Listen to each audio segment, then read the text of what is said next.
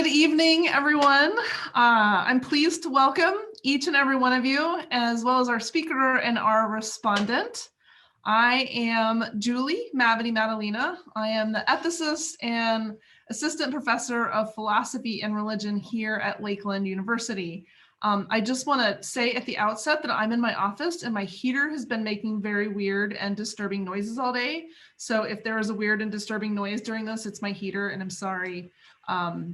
There it is. So we're glad to be here tonight. The times we're in are deeply troubling, even as they also offer us an opportunity to come together and to grow in critical ways. We think this work of racial justice and equity is critical to Lakeland's mission and its identity as an institution that's affiliated with the United Church of Christ. And so we are glad for this opportunity tonight to do the work. We actually hope that tonight's conversation is just one of many that we will have together. And we hope that it motivates us to make needed changes in our communities as well as in our country. This evening, our format is that we've asked Reverend Dr. Wilson if he would open with remarks for about 40 minutes, after which Lachey Guy, and I'm going to introduce them both here in a minute, are going to respond with questions and comments. And then after Lachey's response, then we're going to open the floor for questions from all of you for about 30 minutes. So hopefully you can see there's a Q&A box on your screen, and you will, sorry, I'm just looking at it right now. Robert, have them text or have them email Linda Bozeman if their link isn't working. I've responded to some people. So I just got my first Q&A, so I answered it. But what we'll do is you can put those in as we go along, and we won't answer them until we get after Lachey's response. But if you have a question and you want to go ahead and put it in there, that's fine. Or if you want to wait until we get to that part, that is great as well. So without further ado, I don't want to take up any more time. I want to introduce our speaker and our respondent and give them the floor. So Reverend Dr. Starcy Wilson is a pastor, philanthropist, and activist pursuing God's vision of community, marked by justice, peace, and love. He is president and CEO of Deaconess Foundation, board chair for the National Committee for Responsive Philanthropy, and vice chair of the Forum for Theological Exploration. Dr. Wilson was recently named president and CEO of the Children's Defense Fund in Washington, D.C., a position he will begin in December, so congratulations. Deaconess is a faith-based grant-making organization supporting a movement for child well-being in St. Louis through philanthropy, advocacy, and organizing for racial equity and public policy change. Each year, more than 15,000 citizens engage the center to build power for children and families. Alongside its capacity building support for nonprofits, the foundation supports a network of congregation-based Children's Defense Fund Freedom Schools. From 2008 through 2018, Reverend Dr. Wilson pastored St. John's Church, the Beloved Community, an interracial inner-city congregation related to the United Church of Christ. There, he led activism on myriad issues while more than quadrupling worship attendance and annual giving. To expand the church's witness, he established the Beloved Community Conference, resourcing social justice ministries, and Sojourner's Truth, celebration of preaching women. In the wake of the 2014 shooting of teenager Michael Brown, Dr. Wilson co-chaired the Ferguson Commission, which released the Forward Through Ferguson, A Path Toward Racial Equity report, calling for sweeping changes in policing, the criminal justice system, child well-being, and economic mobility. Reverend Dr. Wilson earned a bachelor's degree in political science from Xavier University in Louisiana, Master of Divinity from Eden Theological Seminary, and the Doctorate of Ministry from Duke University. For his public theology, he was awarded Doctor of Public Service and Doctor of Divinity degrees, honoris causa from St. Louis University and Eden Theological Seminary. Reverend Dr. Wilson, we are so pleased to have you here tonight. Thank you. I want to introduce our respondent, Lachey Guy, who is the current Director of Multicultural Affairs at Lakeland University and specializes in building a diverse, equitable, and inclusive campus environment. In this role, Lachey is responsible for developing and supporting initiatives within the university that educate and enrich the LU community to appreciate the importance of building an inclusive, appreciative, and respectful community for Lakeland students, faculty, and staff. Prior to joining Lakeland staff, Lachey was a state worker through Wisconsin's W-2 program, working with low-income families and youth. She holds a master's degree in counseling with an emphasis in higher education and student affairs from Lakeland University. Lachey, we are so pleased to have you here with us as well. So without any further ado, I want to turn it over to Reverend Dr. Wilson. Thank you for this opportunity to be with you. We're grateful to Lakeland education. To reflect on the lifetime together on these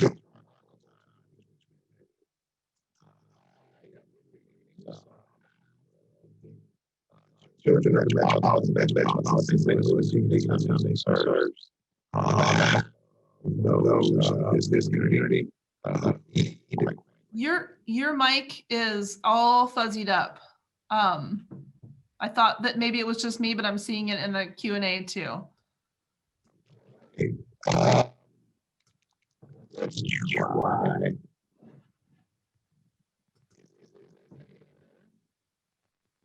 Now I can't hear you at all, or at least I can't, but I think it's everybody. Okay, can you hear me now? Can, yes. Is it still fuzzy? Not like it was. It sounded like completely garbled. Okay. I think we're good. If it gets to the point where it's not bearable, I'll shift. So please just give me a high sign. Okay. If I need to shift, and what I'll do is quite frankly, I'll flip to my phone. Okay. At least follow the link that way. Okay. And I may look a little bit different, but you'll be able to hear me. And for, an hour of conversation, hearing is probably better than seeing. I'm not that good looking a guy anyway. So can you hear me okay now? We can, yes. Okay, great. So I just want to say thank you again for the opportunity to share and to be with you for this Mission House lecture, which I know is deeply rooted in the history and the traditions of Lakeland and its story from many moons ago. And so we're grateful. I also want to bring greetings and thanks on behalf of not just my own home and my family, those who sent me forth into the world to do this work, but also on behalf of the children of Metropolitan St. Louis, whom we serve here at Deaconess Foundation, and those who need to hear a witness on their behalf all over the country. I give specific emphasis to the 12 million children in America who lived in poverty before the pandemic, without the ability to speak to those who live in the 8 million homes of individuals who have been pushed into poverty in the context of the pandemic. We recognize that these things are exacerbated by racial inequities in our community. And so I want to talk, and quite frankly, I want to ask for space today. I want to ask for space to reflect because I come here and into this moment from the reality of death and grief, which we have been called to give care to in this neighborhood, on this block today, even this afternoon and for the last few hours. And so recognizing that for whatever reason, God saw fit for that to be my introduction into this moment. I want to center in first on a reflection from a moment where I wrestled with the realities of Black death that found their way into be intersections earlier this year. And so I want to begin by reading a reflection that'll frame my remarks and tell a little bit of my own story to get us into this conversation about the realities of race, the fissures and fractures that have been shown in this moment of the pandemic, of a racial reckoning that includes protest, and indeed also a presidential election cycle, which deals with challenges and complications which have been heretofore unseen. And so the title of the reflection that I will read to begin this conversation is, How Do You Handle Black Death? How do you handle Black death? Which I wrote at the beginning of June of this year. Yesterday, I yelled at my sons. I'm no saint. It was not the first time, but this time was different. This wasn't simply a, you can make better grades than this, or why aren't you keeping your room clean kind of moment. I went off. They were being boys. They were playing their Nintendo Switch games. And because my wife and I had restricted their access, they were excited about the 90 minutes, and I am precise about this, the 90 minutes we gave them to connect with one another and their friends through the game in competition. In the midst of the battle, their then 4-year-old sister had needs of her own that she called on them to meet. She had no idea that she was encroaching upon sacred, limited game time. So one of them raised his voice at her, and Daddy wasn't having that. After a brief paternal intervention, all was well. But just a few minutes later, tension crept up within the game environment that caused one of my sons to come into the room with me, frustrated at his 2 other brothers and wrestling with how to hold in his emotions. At this point, everything had to stop. All things had to cease. I took all the games. I shut down the makeshift arcade at the dining room table. I gave them a lecture and a tongue lashing longer than normal for this type of juvenile infraction. I talked to them about the need to care for one another's emotions, to tend to one another as siblings and family, and using the church language, to bear one another's burdens. Truth be told, under other circumstances, this incident didn't require a lecture. They're good boys. They're not perfect, but good boys who already knew and daily exercised everything that I was trying to express in that moment. They knew these lessons. They didn't need to be yelled at. What was really happening was my own stuff was bubbling over from what I had just experienced as the tipping point of my capacity to manage death, destruction, and danger that surrounded them and me. My deep frustration and anxiety about how to keep my 3 brilliant, beautiful, and bold Black boys safe from harm came out from deep within me and poured out on them. They didn't know that while they were playing their games in the dining room, I was watching a live feed on cable news in the living room.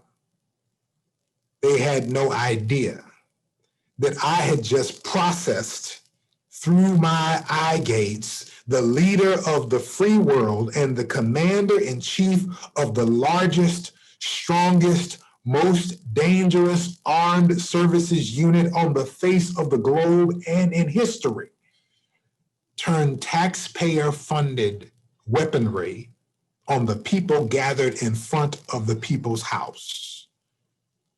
They didn't know that these citizens were targeted for exercising the freedom of speech and civic engagement that I was raising them to exemplify. My sons had not heard the speech from the Rose Garden in which an American president elected by a minority of the American population lied about the law and his capacity to direct military troops into the cities of the United States where primarily Black people live.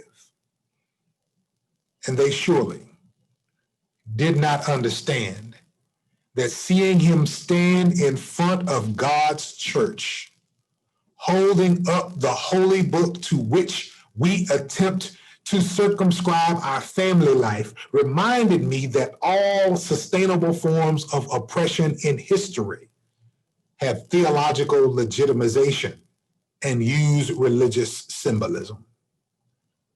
My sons did not need to be yelled at. They did not know all that was going on inside of me, but they bore the brunt of my full expression of pain, anguish, and frustration.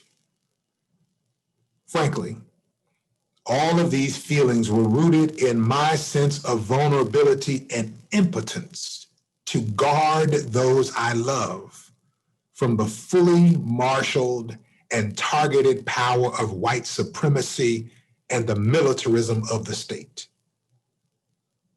All of my pain from not being able to protect those I love was poured out on those closest to me, whom I love most.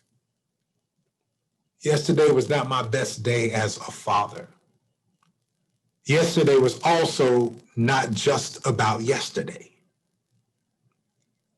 My words yesterday were about the pain of processing Black death from Memorial Day, when Officer Derek Chauvin choked the life out of George Floyd, and we watched. The heightened audible tone yesterday was about visualizing young Ahmaud Arbery jogging through the neighborhood the same way I jog with my oldest son, being cut off and killed by a former police officer teaching his son that Black life is worthless. My intensity yesterday was about imagining my daughter standing like Breonna Taylor in the hallway of her own home, being cut down by the bullets of a blundering police force who should have never been there, looking for someone they already had in custody. And to be honest, I am absolutely sure that my emotions had still not come down from May 21st.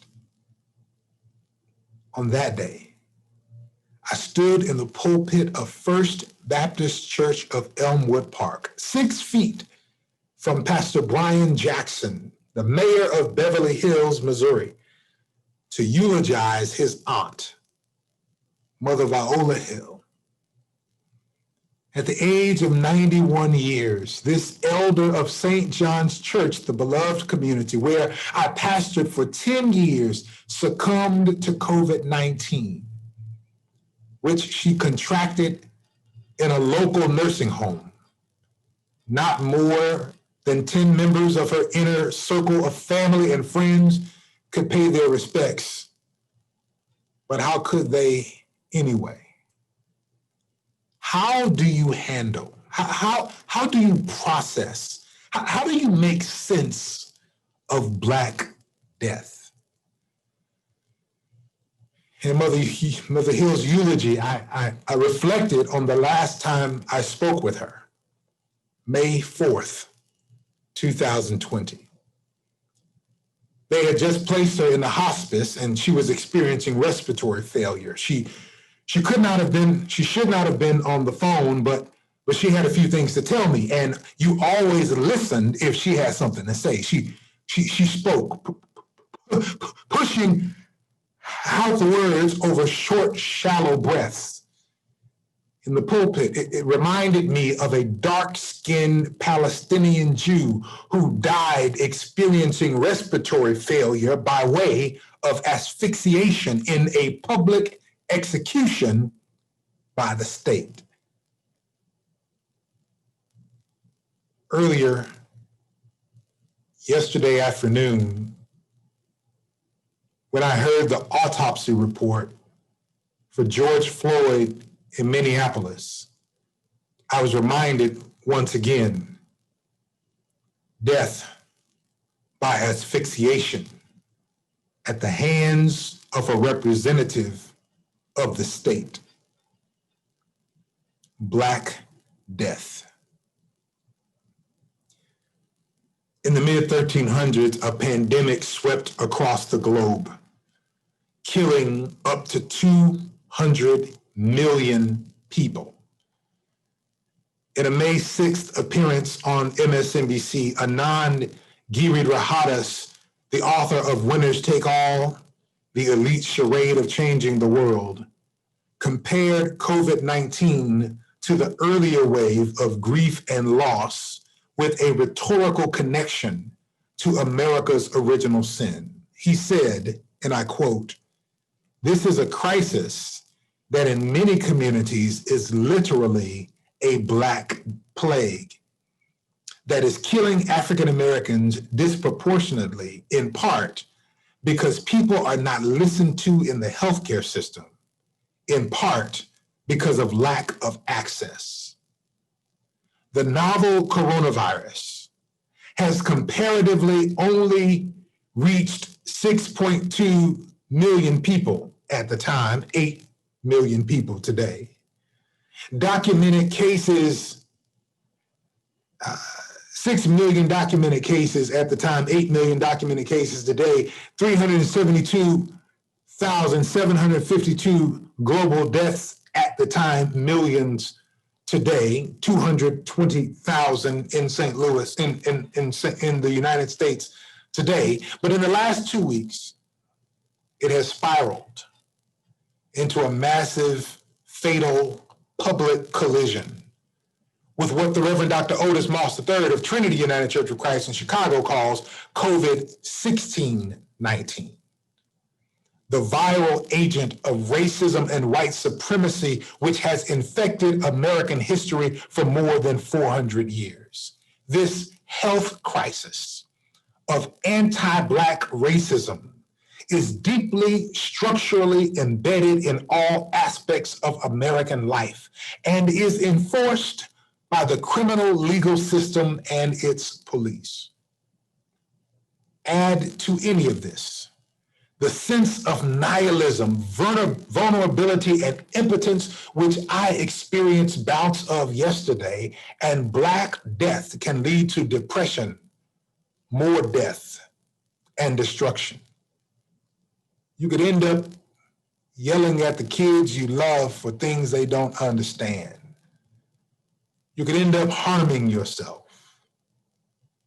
You could take your sense of pain and weakness out on other people's property under the veil of public protest, or worse.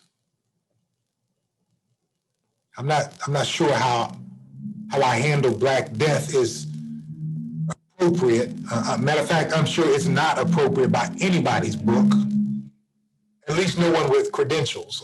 Frankly, I'm not sure exactly what one could do to be credentialed in processing Black death within one's own soul and in one's own spirit.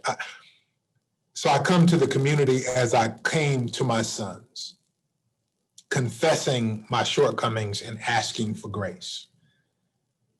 In as much as I confess and ask for grace, I am called to extend grace to all Black people who are wrestling with the reality of Black suffering and death.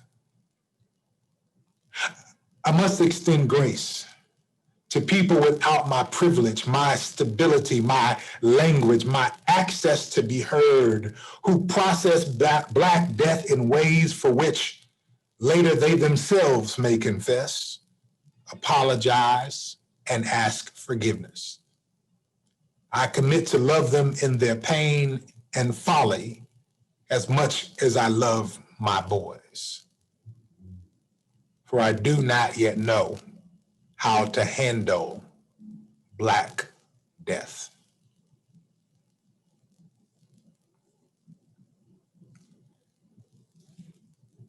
There is more that I could say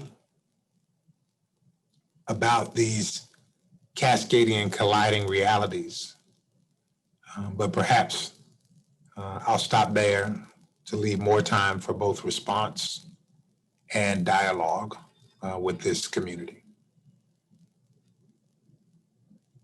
Thank you for the opportunity to share.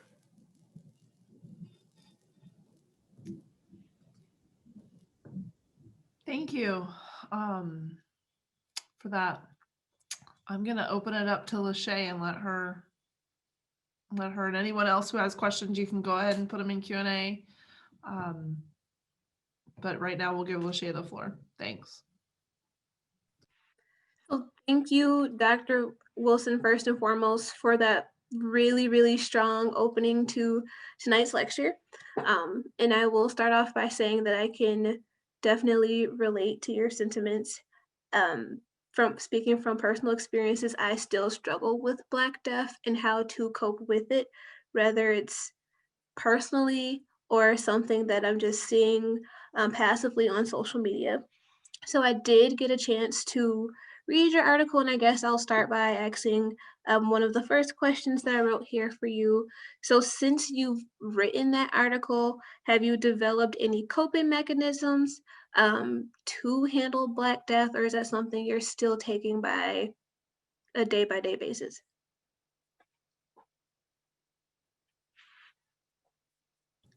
Yeah, so part of what I am doing is running,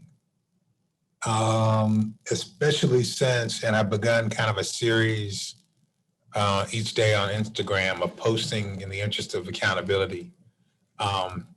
My runs, my morning runs, for a period it was night runs, and then the weather changed a bit, and so the series for me is, number one, an opportunity to engage in exercise in order to express and release the stress and the pain of what I've been wrestling with.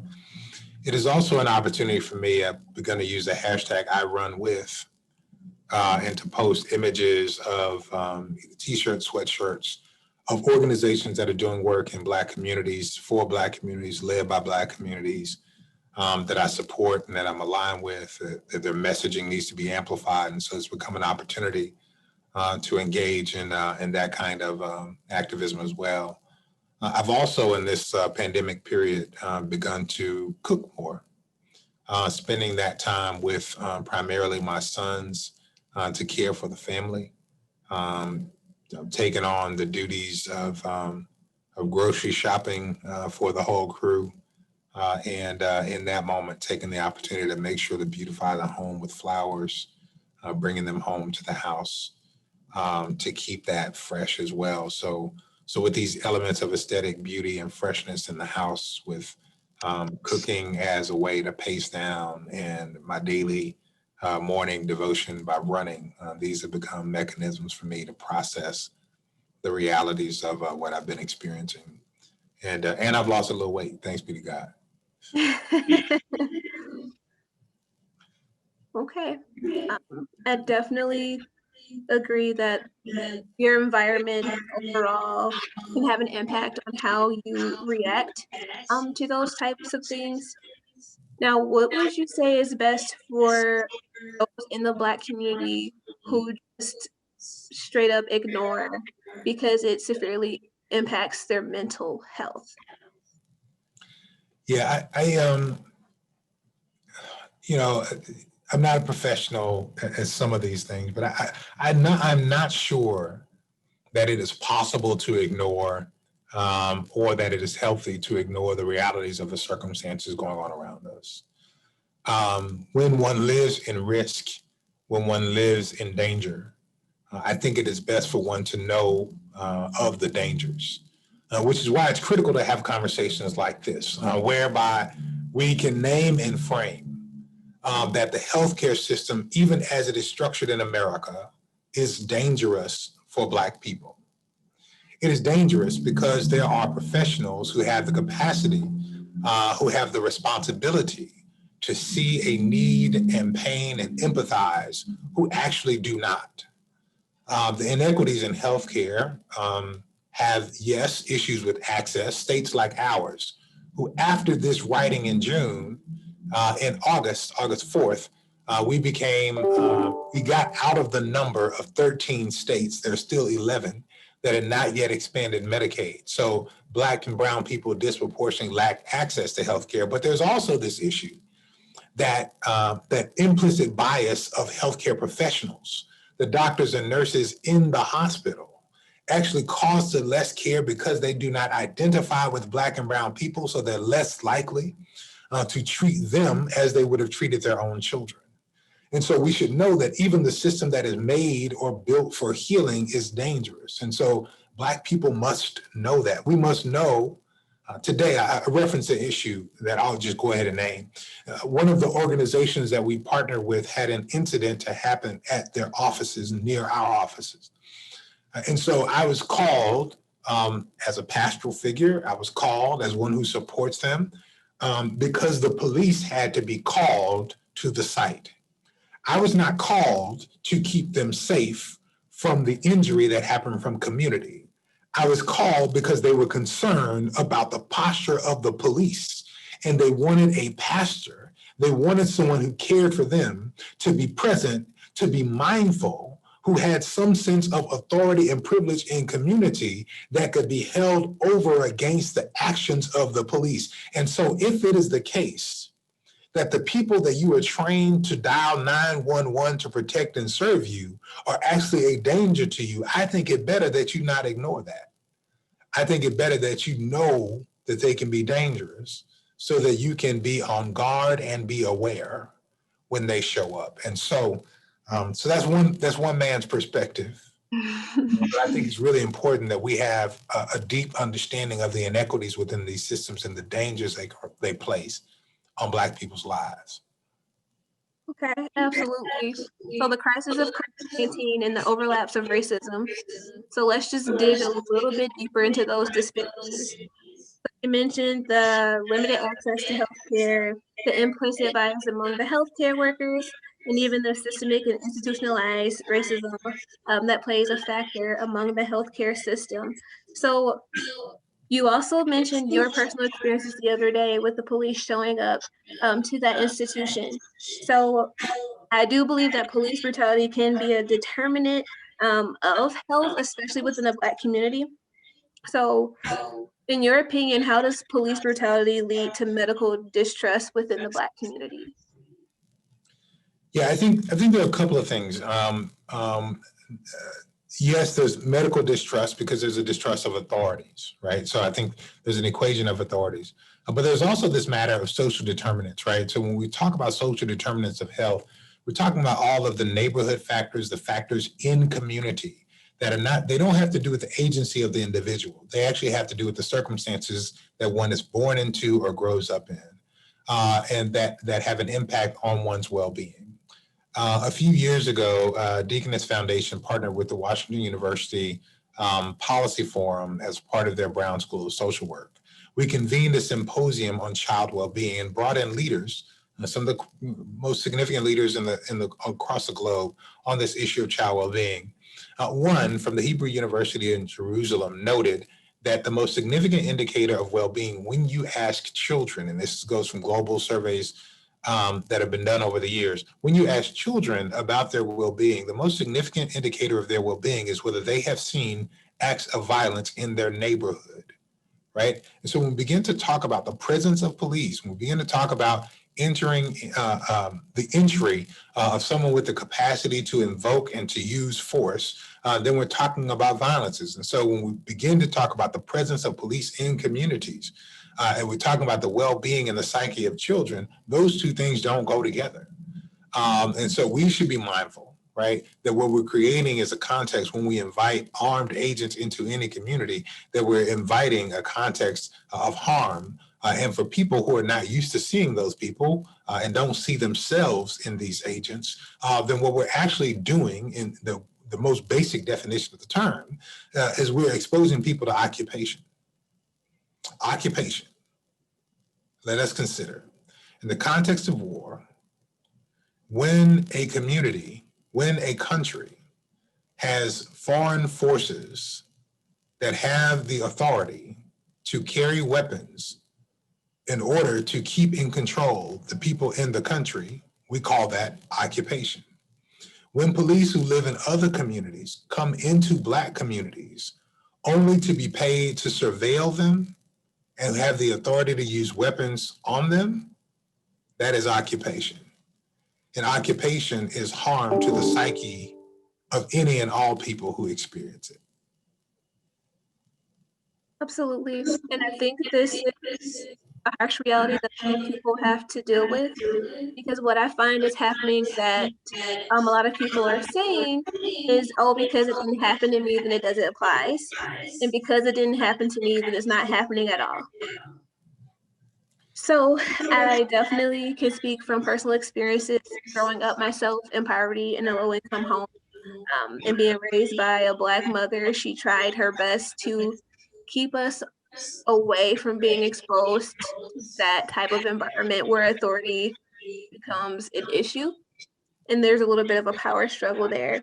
So I also want to dig a little bit deeper, um, going into the Black community. So I wanted to just discuss and touch base on Black Lives Matter.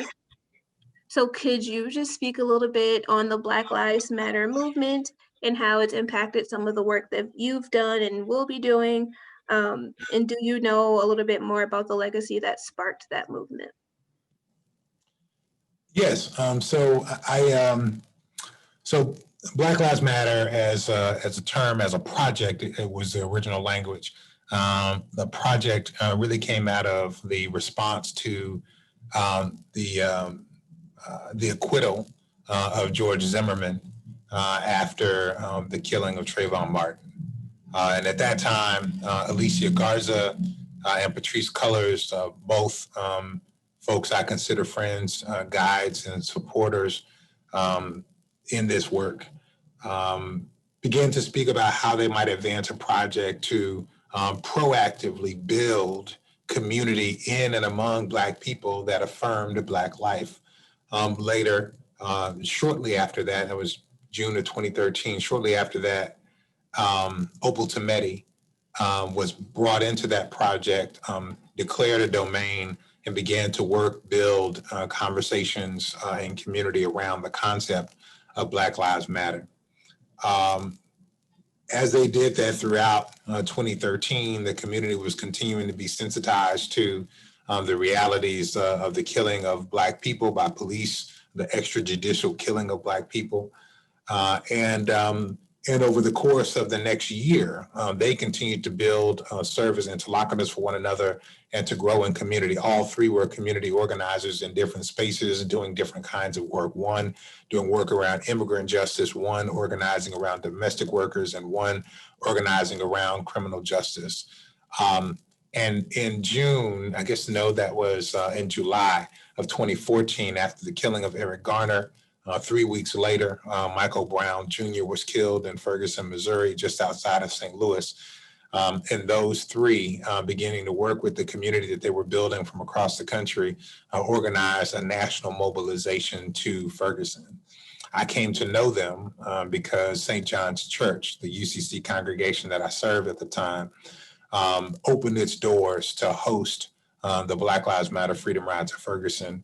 And months later came to be the Welcome Center for Ferguson October, another national mobilization on the weekend of Indigenous Peoples Day in October of 2014. And so their work deeply informs our work. I continue to be in relationship, conversation, accountability with those leaders, and the growing network. Over time, there came to be a network of Black Lives Matter chapters across the country, and a broader ecosystem of local and national organizations under the umbrella of the Movement for Black Lives, who are working together to build power and to develop an agenda that advances the full thriving of Black and Brown people.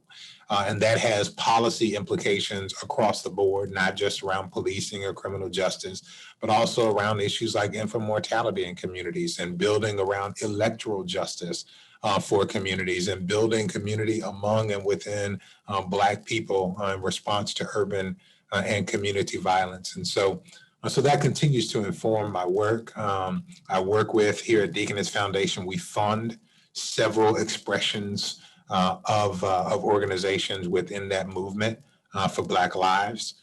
And I look forward, quite frankly, even in my new role at Deaconess, at the Children's Defense Fund, of providing some places of connection between the work to defend the dignity of children and advancing child well-being throughout the country, and the broader ecosystem of the movement for Black lives. whose work, quite frankly, will benefit the children of America, as all policy work does. We don't do work in public policy for us.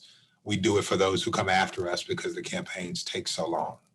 And this has, I'll say this final word, this has particular relevance this year. Because while we will think about 2020 and we'll think about the pandemic and we'll think about the presidential election and we'll think about this racial reckoning and protest, it is also the case that according to census data, 2020 is the first year in American history where the majority of children are non-white.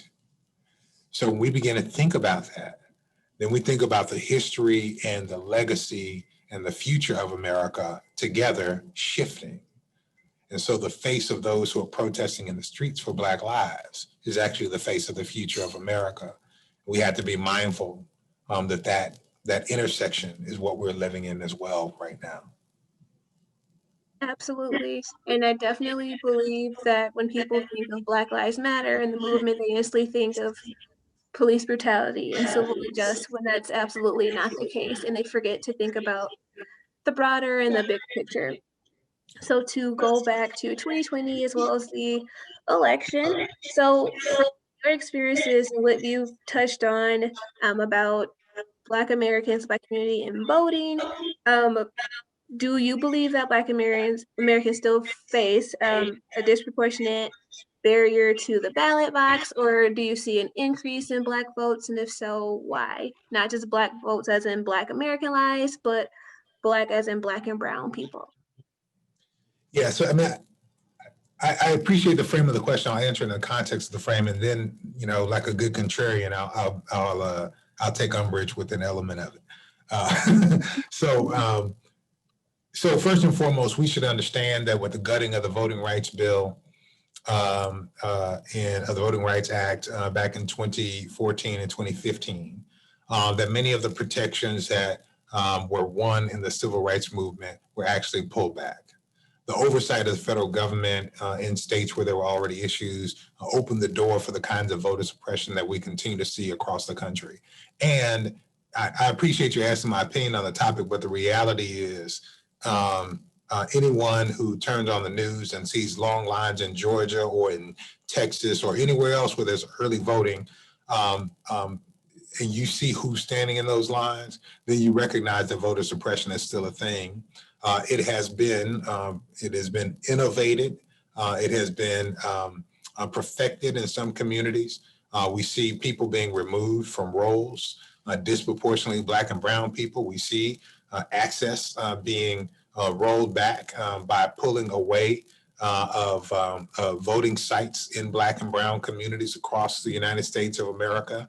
We saw an explicit attempt earlier this year to reduce the voting power of mail-in voters in the context of this election of a pandemic, by the removal of post office boxes across the country, 600 of them removed across the country. So voter suppression exists. It is not Santa Claus.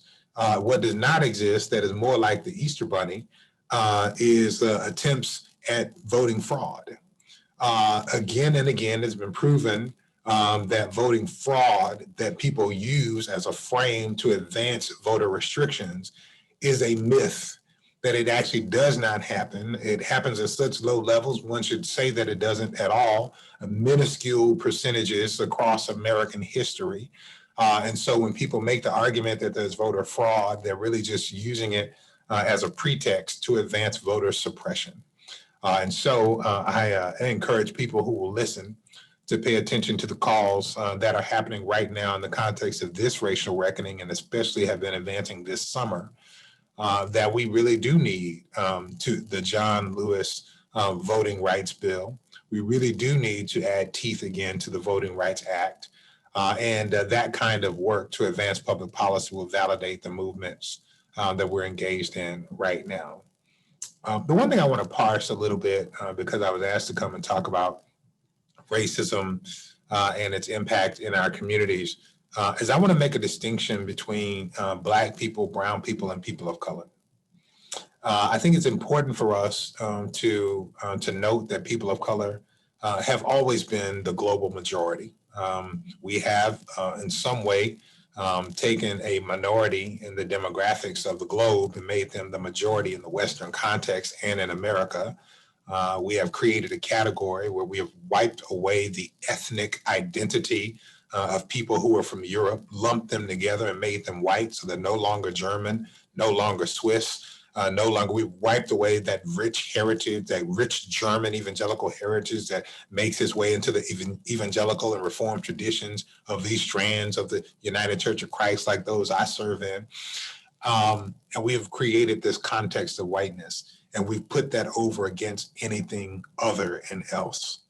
And so I just want to note that we wrestle with the realities of white supremacy, but we also wrestle with a very specific anti-Blackness in America, and a very specific anti-Blackness that plays its way out in the Western world that does not redound to the experience of other people of color. And so we've got to put a point on that, not because we're playing oppression Olympics, but because it helps us to deal with the very unique realities that America has for generations grafted people into the remuneration of whiteness time and time again. They continue to offer that compensation to new ethnic groups generation after generation, and it is never offered to Black people, nor will it ever be. So that is a distinction we must make when we're having this conversation about racism, white supremacy in America as well, is that anti-Blackness is a unique and pointed element of it that we've got to wrestle with. Absolutely. I completely agree with that statement you just made as well. There's a lot of people who tend to lump just Black and brown as African American when that's absolutely not the case. And I will honestly say in America, when they see any type of melanin or color to your skin, they automatically clump you as being Black.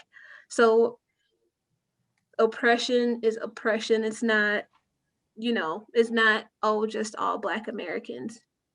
So to piggyback off of what you said about politics, and about race. So this was the perfect segue into my next question. So when we do often discuss politics, we often hear people say that they don't base their decisions off of race, and race has nothing to do with who they're voting for. Do you honestly think that we can keep race out of politics and it has absolutely nothing to do with people's decision? Let's not think about who our current presidential candidates are, but even going further back than that. Yeah, I mean, I think one would be foolish. Again, it's about ignoring something, right? So will one ignore a social construction that impacts every element of our daily life? I don't think it would be appropriate to ignore such a social construction, number one. Number two, I do think we've got to lean into it and we've got to wrestle with it. And number three, I believe that democracy, I think it was Niebuhr who suggested that democracy is the greatest form of governance, yet it is based fully on self-interest. So it is to ask a Black person not to think about race when they engage in a political process, and politics is my definition that I learned undergrad as a student at Xavier University of Louisiana in political sciences. Politics is who gets what, when, where, and why. And so when we think about that, when you're asking me not to consider my race in the context of a discussion about the allocation of resources and power, then you're asking me to unilaterally disarm. And so, no, I don't think we should try to separate race from politics, because race is tied up in our politics. And I think it is foolhardy for Black people who are still contending for equity, for voice, and for some modicum of power within the context of a political construct, not to consider their race, their racial identity, and the best for the people that sent them forth into the world. For them to vote not considering that. Because finally, if one is called to vote their self-interest, which I think the political process calls us to, then I have to think about who I am myself, who are my children, who is my wife, and they are Black people whom I love, and so I should vote with their interests in mind. Absolutely. There's absolutely, in my opinion, no way to separate race and ethnicity from political attitudes. Yeah, And that's it. So I was going to say, I'm gonna let you off the hook here, Lachey, because you said don't consider the current presidential election, and so I'm going to totally disregard what you said. So this is what I'm going to say. I had to say this to my son the other day. I'm sorry. I'm telling the secrets. Okay, I know there's mostly white people on here, but I'm telling y'all a secret. In an America where more than 50% of white people voted for at least a narcissist and potentially a fascist, in an America, whether you're a male or female, if you're white, it's a 50-50 chance, better than 50-50 chance. If you had the capacity to vote in 2016, that you chose not to vote for a more qualified woman, right? Because again, the same people say, don't consider race. Let's consider credentials and qualifications. If it was a meritocracy, we'd have a different president right now. That's not even considering race. But it's a 50-50 shot, okay? So how am I not to think that every time I come in contact with a white person, it's a 50-50 shot that they support and voted for somebody who wants to lock me up? Will lead chance to that effect. They support and vote for somebody. So, I mean, I think there is a real, in this moment in time, with dog whistles going to the KKK and the Proud Boys, in this moment in time, to note that if you are white, you better have a college degree as far as I'm coming from. Because I watch the demographics, I recognize that if you don't have a college degree and you're white in America, you are more likely to support the current president, who, by the way, is dog whistling with people who want racialized violence in our community, and they actually get to walk through the streets of America with guns on open display and flags, and police give them high fives. I can't separate my race from that conversation. And I can't check the common sense of the calculation of those demographics and that polling data from my engagement with everyday America. well, first I want to apologize because I used poor language there. So I didn't mean to say, disregard. I meant to thinking of pretty much our entire history with voting and the presidential candidates, not just, the current. I want us to focus on where it stemmed from in the beginning. So not just currently and what led us to this point and where we are now. Yeah. No, I appreciate that. No need to apologize. It's I was trying not to go there, but I just had to go there. So. Well, no, I think it's fair for us to be very intentional in what we're saying and what we're talking about. That's the whole point, right? Absolutely.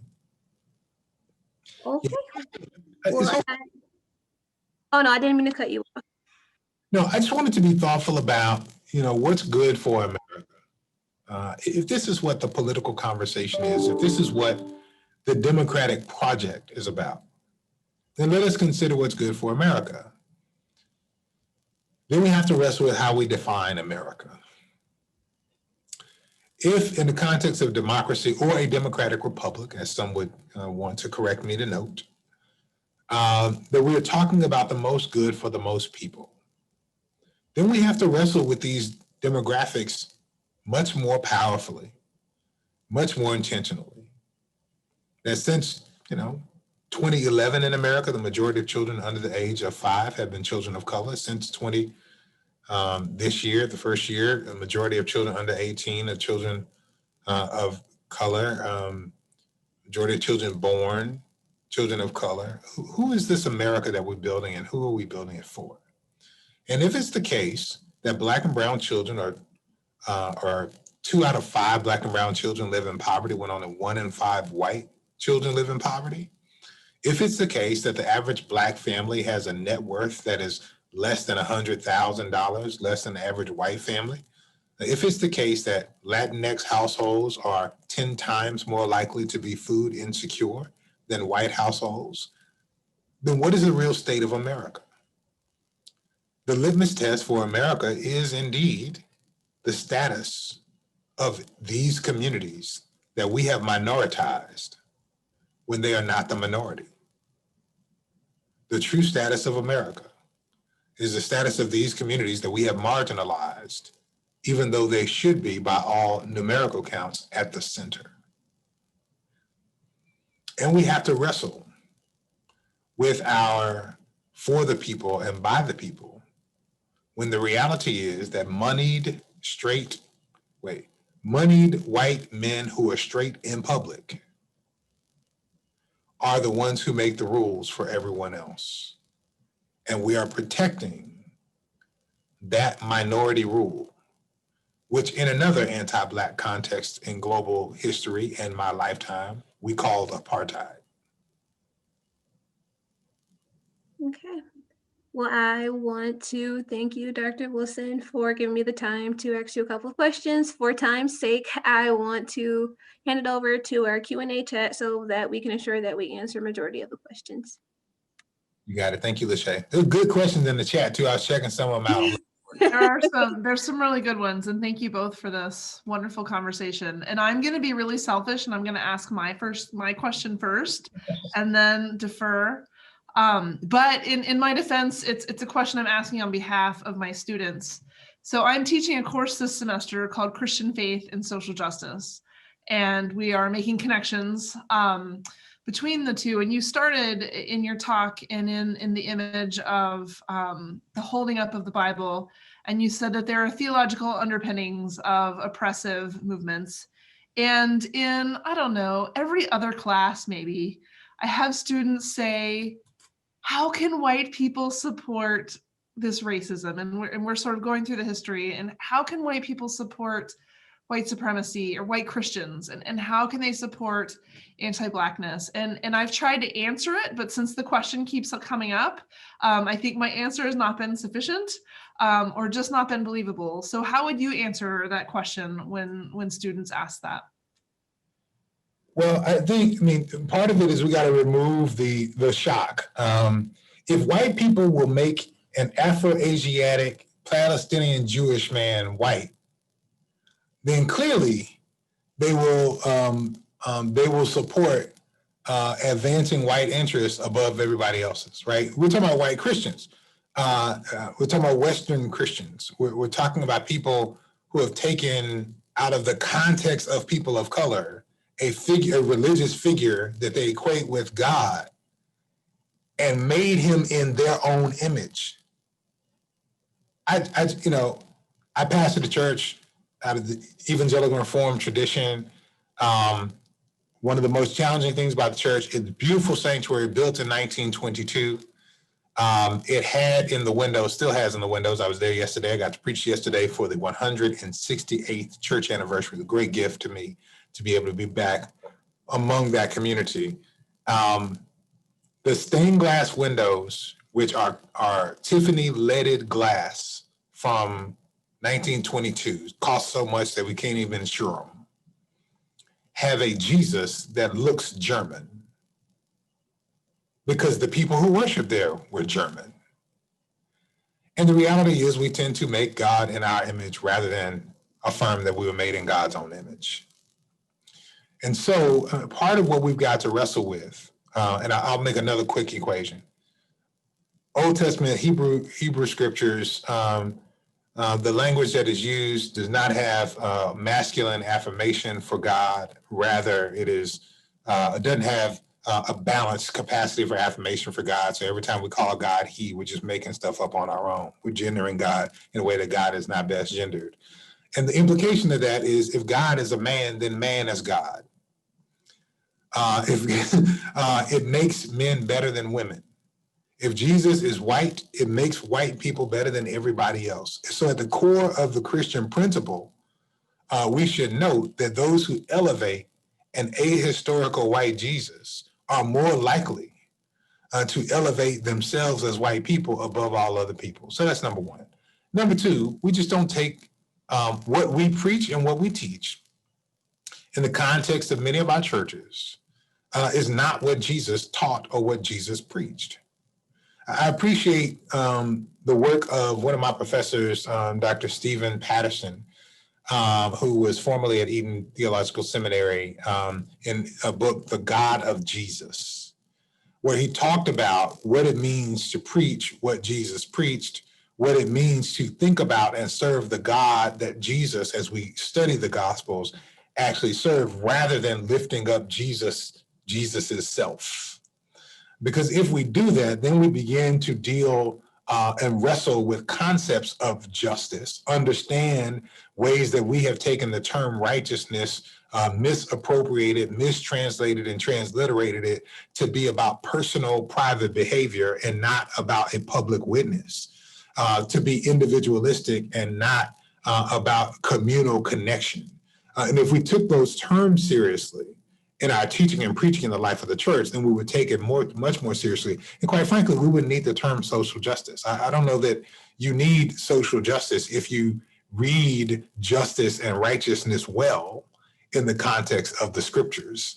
You would need another category. At least Christians would need another category. But I think that's how we find ourselves in this place, that we teach and preach white supremacy in the life of the church, and we put Christ's face on it.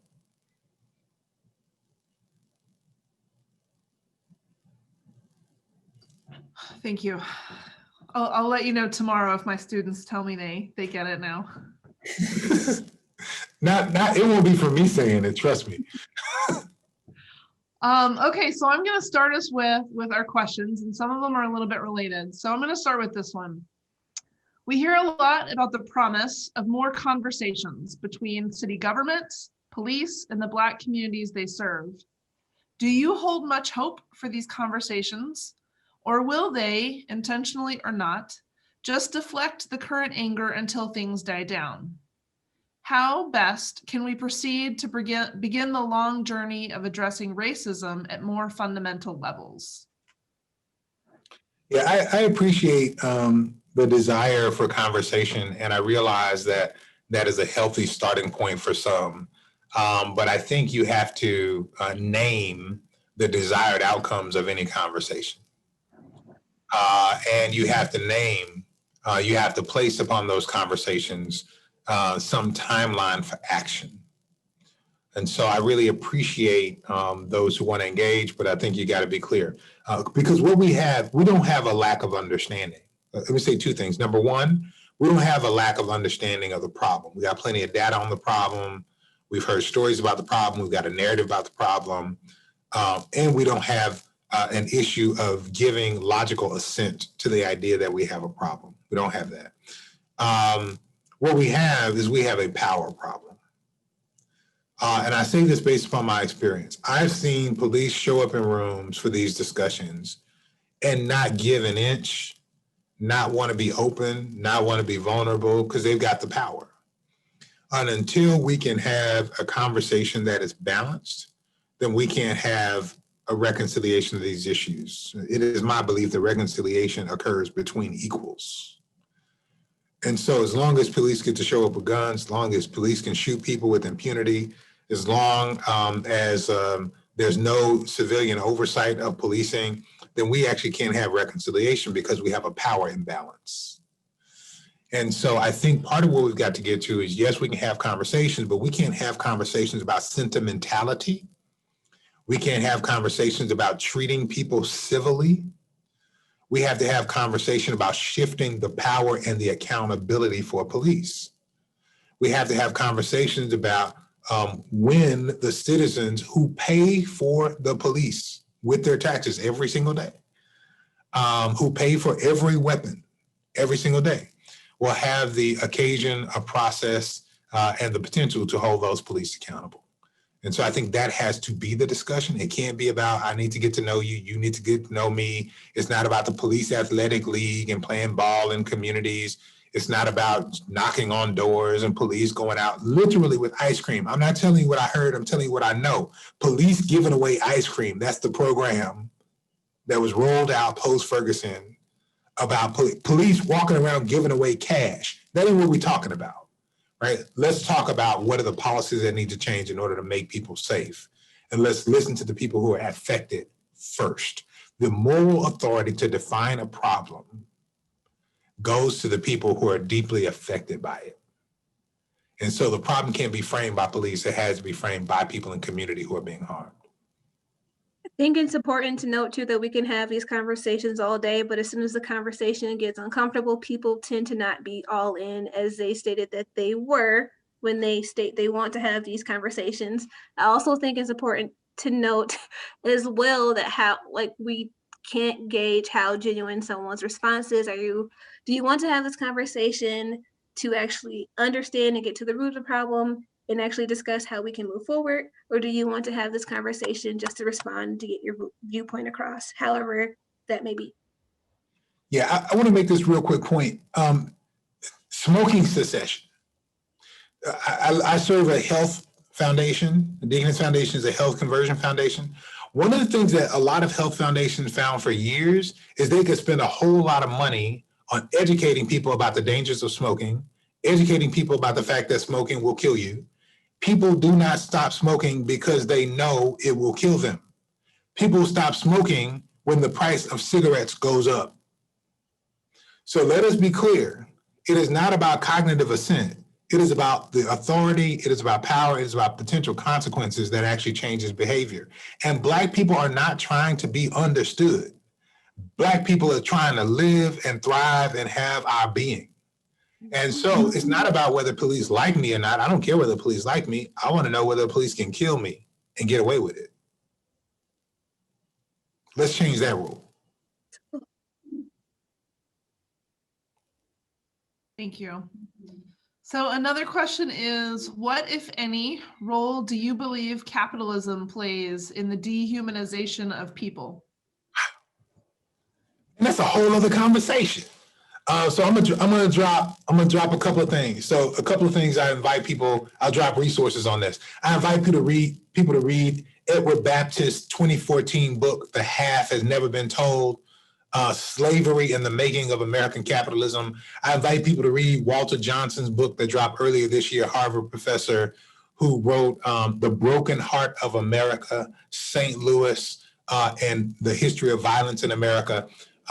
I do believe that empire and the economic expressions of empire, like capitalism, dehumanize all people in the context of empire.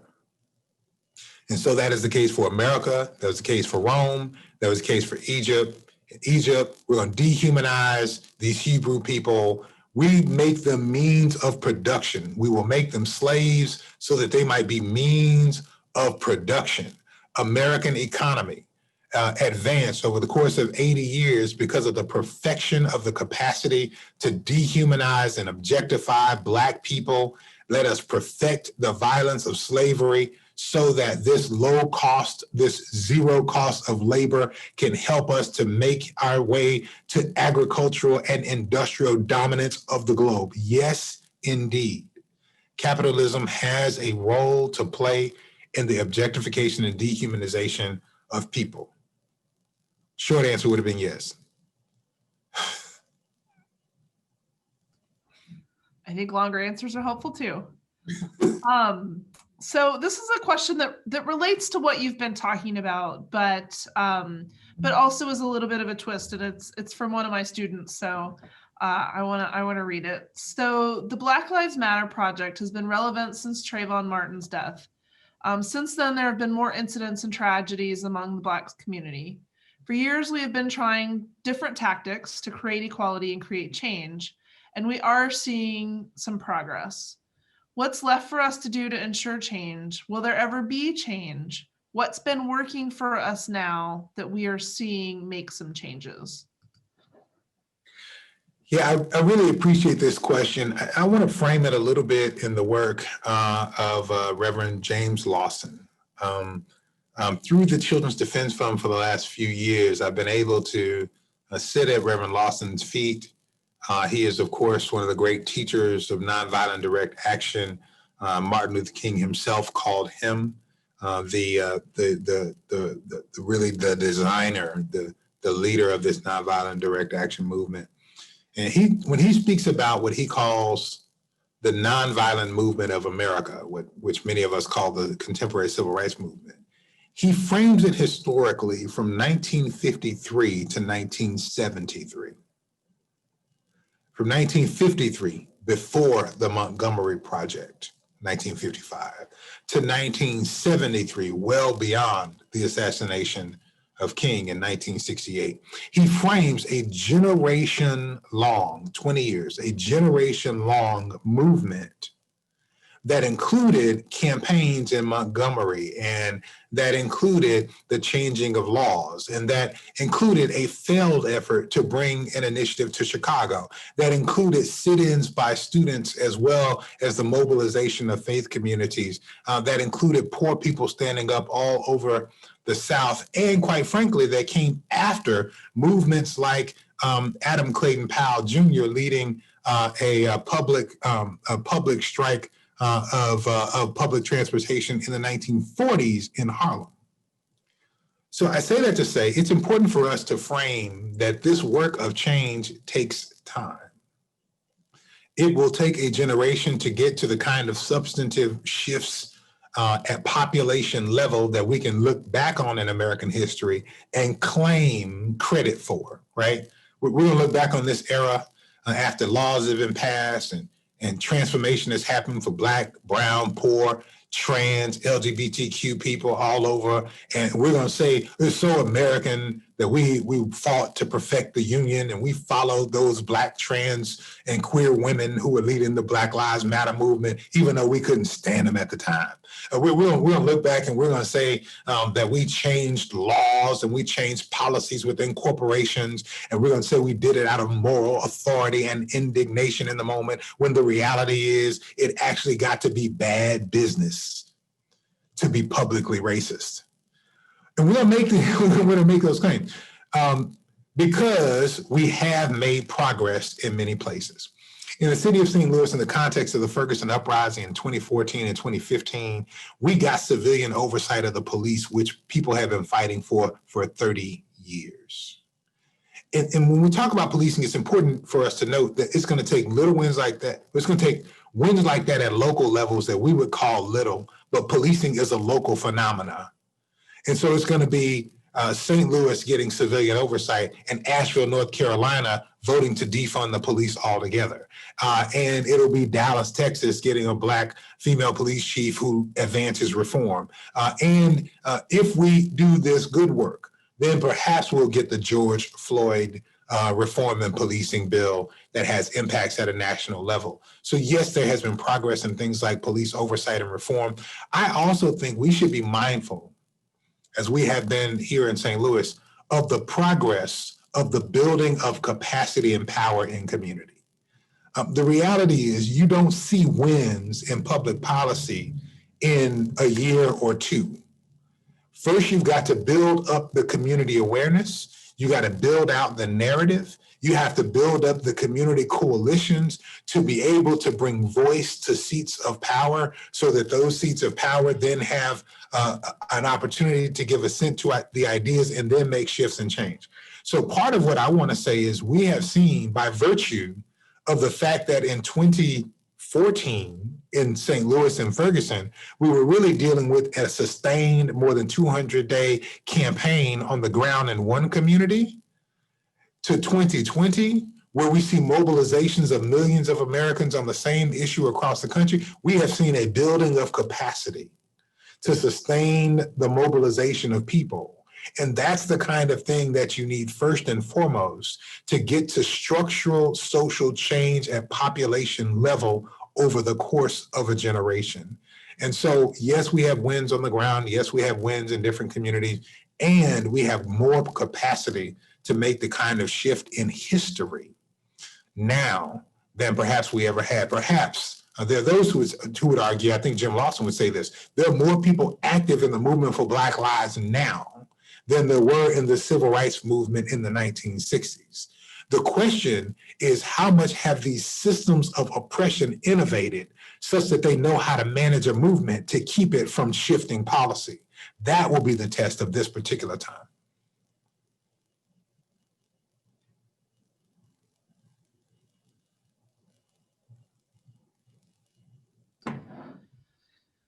So a follow-up question also from one of my students is, how can someone who with privilege, so presumably somebody who's white, support the Black Lives Matter movement as well as the Black community in general? Yeah, I mean, first and foremost, let's talk about the issue of privilege. One of the reasons I wanted to read this piece is that I named my own privilege. So again, I used to pastor this church in a very depressed neighborhood in St. Louis. And one of the things, and we served a lot of unhoused people, not homeless people.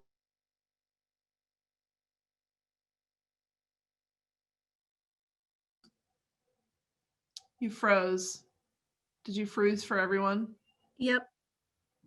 Oh, Unhoused people, a system that did not back. Am I back, Julie? Yep, you just came back. So where you froze was unhoused people, as you were distinguishing it from people who are homeless. Yeah. So, I mean, the system has all the capacity that it needs in order to make sure everybody has a home and shelter.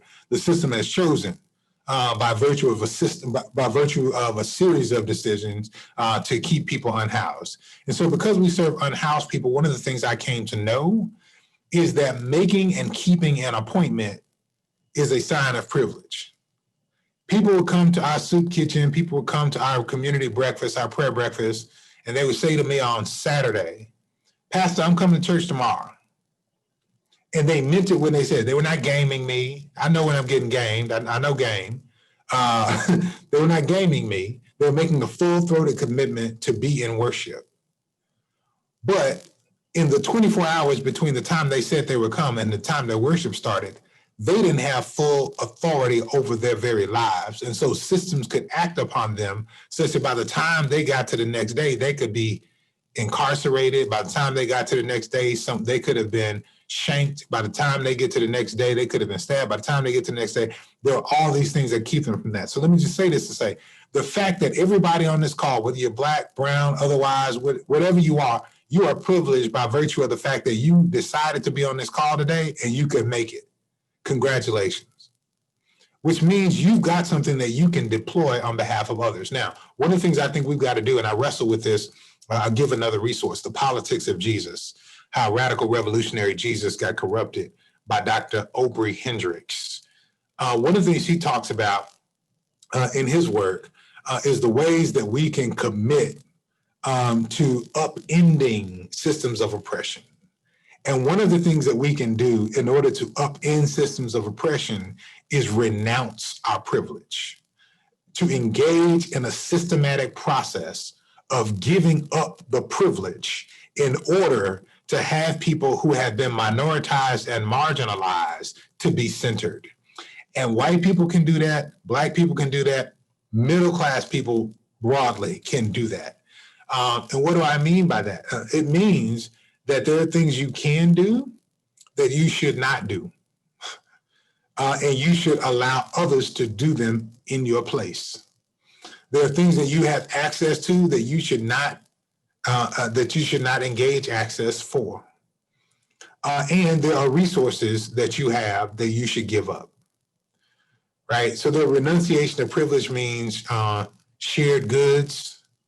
The renunciation of privilege means that you step back so other people can step up. One of the things that happened today as we were dealing with this issue with the police just across the street was a particular detective came up and we were dealing with the issue with a worker from one of our organizations.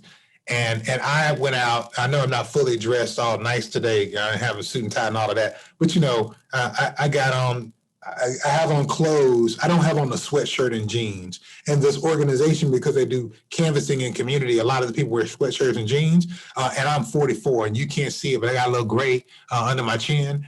And the organization is run by people largely in their 20s. And when the police showed up, even though a woman in her 20s was the boss in that location, and I didn't even work there, and a woman in her 20s was the issue at hand. They wanted to talk to me, not talk to the woman in her 20s who was the boss in that place, the Black young queer woman in her 20s who actually had the authority. They wanted to talk to me the straight white male with closely cut hair and a modicum of middle-class privilege by virtue of what they could assess by the aesthetics of my clothing. And so part of what I had to do was to negotiate in the moment.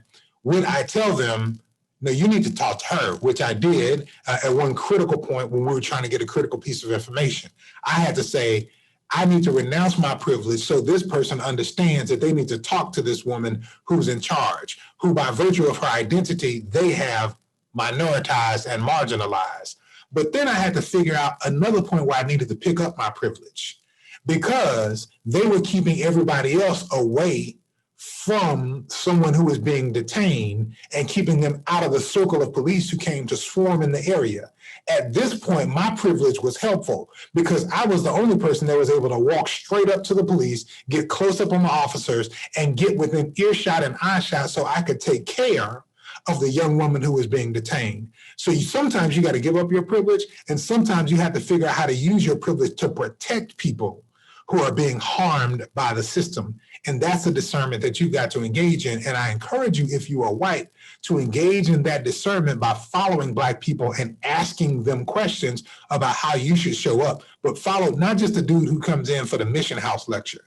Ask Black people in your dorm, ask Black people in your classroom, ask Black people in your neighborhood, ask Black people on your campus how you should react and how you should respond, and learn from them.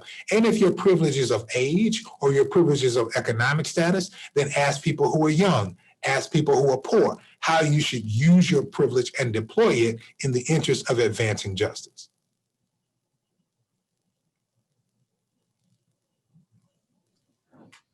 Thank you. I've got a question in here about whether you would be willing to say something about the waste and injustices of mass incarceration. Yeah, I mean, drop the resources again, because I'm not going to be able to say enough. Of course, read The New Jim Crow by Michelle Alexander. Of course, read what I have called a sequel to that, Just Mercy by Brian Stevenson, particularly because it tells the stories of people. I think it's an appropriate complement to the case that's been built there. You know, waste. Number one, if the Koch brothers realized that we're spending too much money, right? They're not in it for justice. The Koch brothers are in this for good government and efficient government, and they recognize that government is spending too much money on keeping people incarcerated. That's number one. Number two, we recognize in the city of St. Louis, we've been working in a campaign for the last 2.5 years to close a medium security jail, because we recognize not only are people disproportionately there because they're Black, but people are only there because they're poor. Here we have a system, a cash bail system, that locks people up pre-trial before they have been proven to do anything wrong, just because they don't have money. So the system of cash bail in and of itself has the city of St. Louis paying $16 million a year to cover the cost of a medium security jail that, by the way, it does not need, because the head count is so low that everyone in that jail could fit in the main jail downtown. So here we're spending $16 million on a jail that we do not need. Meanwhile, we only spend 4% of the budget on health and human services. We spend 60% of the budget on what we call public safety, including caring for this jail. So here it is an untenable, unsustainable business model to spend as much money as the average city does on public safety and policing. And it is a morally corrupt system that uses the language of justice, when, in the words of Brian Stevenson, in America, the opposite of poverty is justice. It is not, right? The opposite of justice is not injustice. The opposite of justice is poverty. Because if you don't have money, then you can't get access to the criminal legal system. So I stopped using the term criminal justice. It is a criminal legal system. It's all legal, but there's nothing just about it. And that, I think, speaks to the moral corruption of it. It speaks to the lack of sustainability of it. And quite frankly, it is time for us to be really intentional. I know people don't like this terminology. No, I'm not going to use the terminology people don't like. What I would say is we need to refund the communities. The city budgets, the county budgets have been disproportionately allocated to public safety over the course of the last 20 years. And it's time for a refund. Let's refund Health and Human Services, because in our city, we have for 20 years systematically underfunded and declined the portion of the budget went to public health. And now we're in the midst of a pandemic and don't know how to respond. Can we refund the public health department? Can we refund the schools? Can we refund our capacity to care for our seniors? Can we refund developmental disability programs in our community? And once we start making decisions about refunding programs that care for people, then we'll figure out what's left to handle this other stuff. There was a great bumper sticker a few years ago that suggested it would be wonderful. It would be absolutely wonderful if we could allocate funding in the state budget for schools and for children, and we could make the prisons and the police have bake sales. Let's try that. Well, that seems like a pretty great last word for our time tonight. This has just been marvelously rich and helpful, and I want to thank you and Lachey for your thoughtfulness and for your engagement and for doing this work with us. I'm sorry if I didn't get to your questions. There were some other really great questions. We just couldn't get to them all. But I want to be respectful of folks' time. I know Lachey and I can kind of stay around for a little bit for anyone who has some more questions.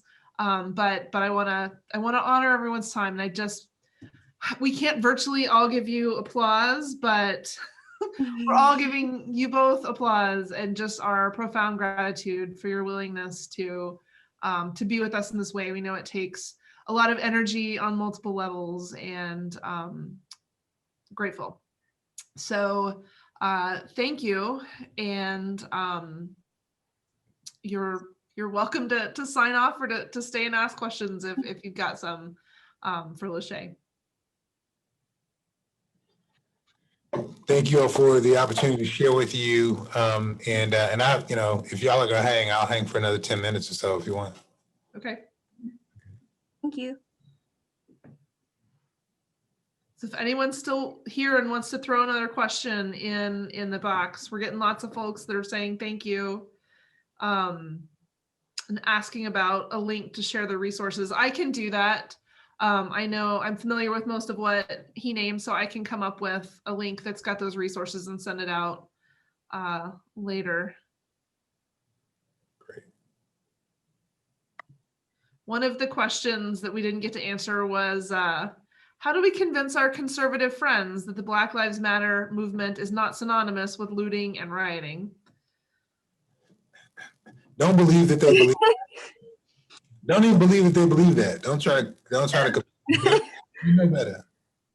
That's a tough battle to win, and you got to realize that that's something that is learned, and that's something that they would have to unlearn and be willing to learn more about. Like, there's no convincing someone whose mind is already made up. Yeah, some of it is, it takes all of us. It takes all of us. I've said it, now I'm gonna tell you why I don't believe it. I refuse to subordinate my liberation and freedom to people who refuse to believe in facts. And so it doesn't take all of us.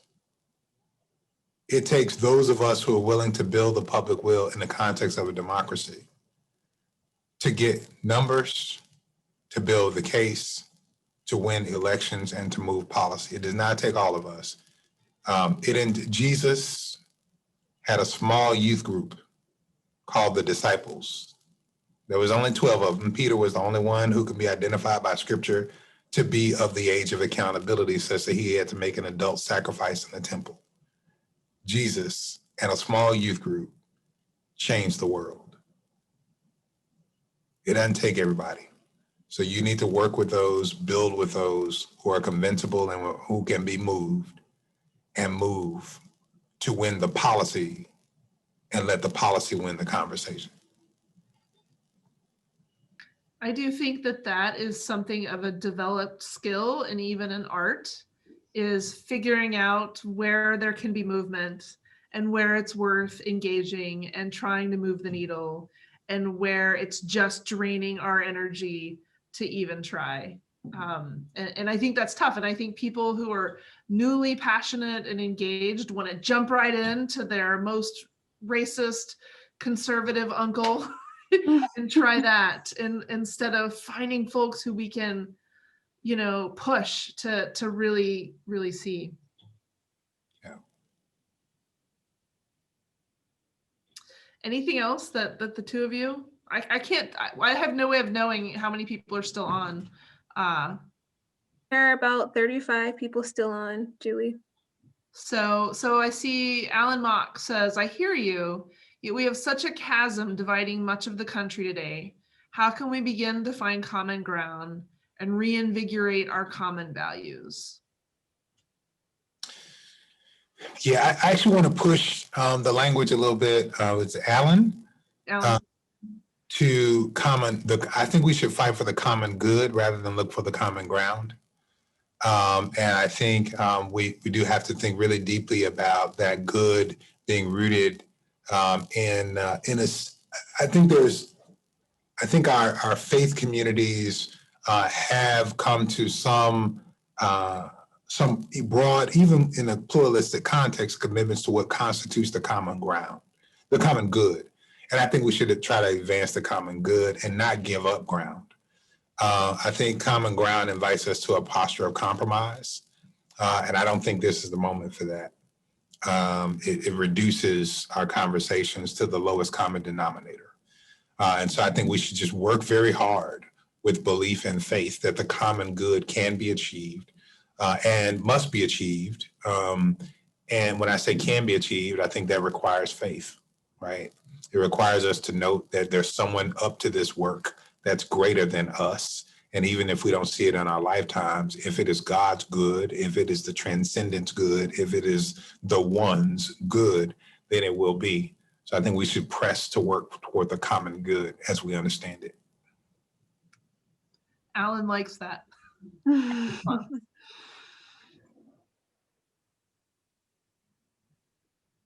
Let's see if there's others. Because Alan's still on here, I'll read his earlier comment, which was that I think social media has helped immensely. The ready access to filming and posting police violence and brutality. It reminds me of Emmett Till's mother having photos of his ravaged body placed in a national magazine. Seeing makes a difference. Many whites wake up when they see police brutality. The George Floyd video was obviously powerful. Although I guess if I can throw in my sort of layered question to that is, right, we see a lot, like it adds a layer of trauma to have to see this over and over, and for that to be what it takes to change to wake people up. And right, it's called trauma porn, and there's all sorts of names for that dilemma. And I guess, I don't know, what do you do with that's what it takes to make some people wake up and see it, and yet it's re-traumatizing for it to just make the rounds, and it's just putting Black bodies on display. I don't know, how do you respond to that? Yeah, man, I think we've got to have really ready. This is where organizational capacity for movement building is really important, because when people are activated, we've got to have on-ramps to get them connected to actual organizations. Like, when we go to the streets, we got to be capturing people when we go to the streets. So it's the responsibility of organizers and activists. Let me say this. It's the responsibility of organizers to turn people who are aware into activists, and to turn activists into organizers. And we shouldn't confuse those three categories. Organizers build power. They give people the capacity to move from their point of initiation into sustained education and conscientization into action. And we do that in the context of campaigns, not just in protests. So I think that's part of what we've got to do, is be able to meet people in those moments The reality is the more we tell our stories, the more we traumatize ourselves. That's one of the learnings of the Truth and Reconciliation process in South Africa, is that even the people who told their stories in the interest of reconciliation were indeed re-injuring themselves as they told stories. That will be a part of this process. That is an unfortunate reality. And that is why healing spaces and different healing modalities are critically important. So yes, part of funding, we do work of philanthropy here. Part of funding movement is also funding healing spaces, funding somatics, funding counseling, funding therapy for people. These have to be things. And as we continue to form people to be leaders in the community of faith, it means that counseling is much more critically important, and movement chaplaincy is a real thing. So that, is another piece that relates to the trauma that continues to be a part of this moment and movement as well. Yeah.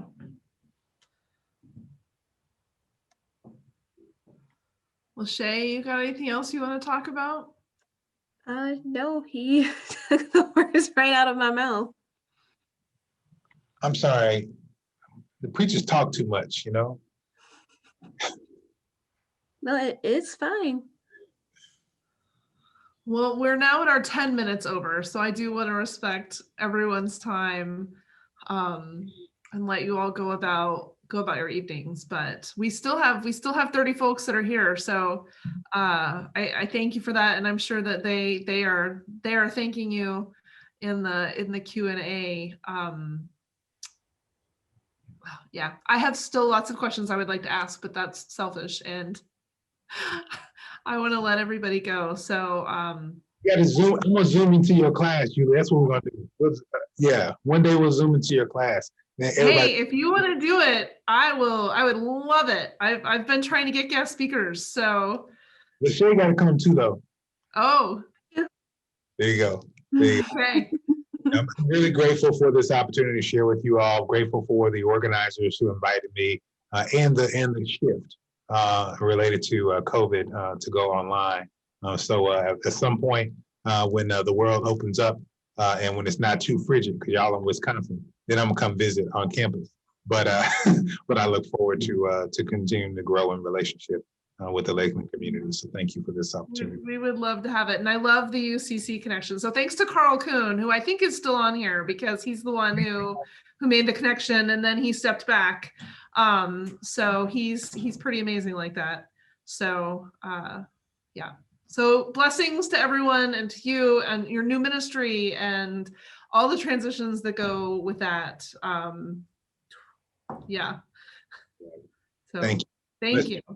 Thank you. Thank you, Dr. Wilson. Thank you. Bye-bye. Bye. Bye.